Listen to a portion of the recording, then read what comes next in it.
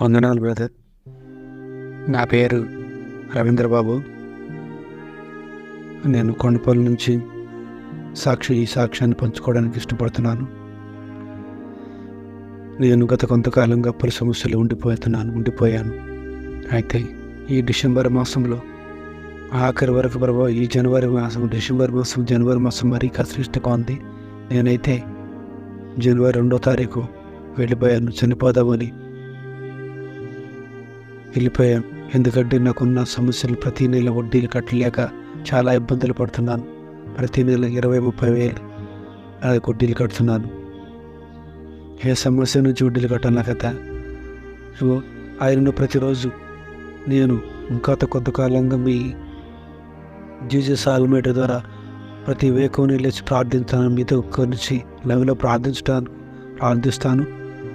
అటు రీతిగానే మీ చెప్పిన ప్రార్థన బట్టి డిసెంబర్ 15 నుంచి ప్రార్థన మార్చాను. నువ్వు ఇచ్చినందుకు వందనాలు అయ్యా అని చెప్పి ఇదిగా డిసెంబర్ నుంచి ప్రార్థించుకున్నాను.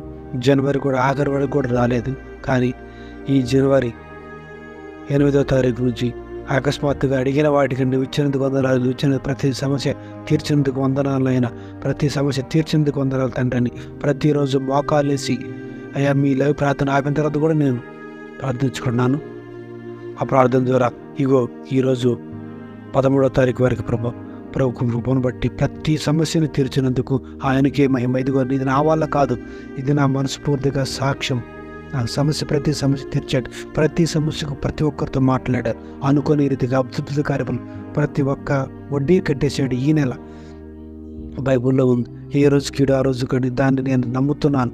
అయ్యా ఈ సాక్ష్యం తండ్రి ఇచ్చినందుకు నీకు వందనాలని చెప్పి ప్రతిరోజు ప్రార్థించుకున్నాను.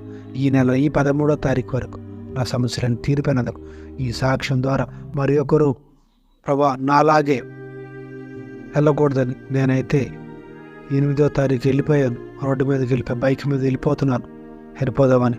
కానీ దేవుడి కృపను బట్టి నువ్వు ఎందుకు చనిపోదావు అని ఒక ఆత్మను గద్దించి పక్కకు పిలుచుకొచ్చినప్పుడు మరలా సాయంకాలము ఉదయం 3:30 లేచి మీ ప్రార్థించుకొని వందనాలని అనుకోని రీతిగా వాళ్ళే తీసేసుకున్నారు. వాళ్ళకి వచ్చిన అకౌంట్లో పడి నా చేతంలో ఏదన్నా కానీ సమస్య తీరిపోయింది. ఈ జనవరి నెల సమస్య తీరిపోయింది. మళ్ళీ అనుకోని రీతిగా 12వ తారీఖు ఒక కార్యం వచ్చింది. నీకు 1 లక్ష రూపాయలు వస్తున్నాయి. అయ్యా దేవా నీకే వందనాలు ఎత్తుకుంటున్నాను. ఈ సాక్ష్యం ద్వారా మరి ఒకరు పాలు పొందాలని, ఎవరు ఏ విధమైన సమస్యలు కృంగిపోకుండా ఈ సాక్ష్యంతో మరొకరు తృప్తిపరుదని నమ్ముతూ ఈ సాక్ష్యం పంపించుకున్నాను. వందనాలు.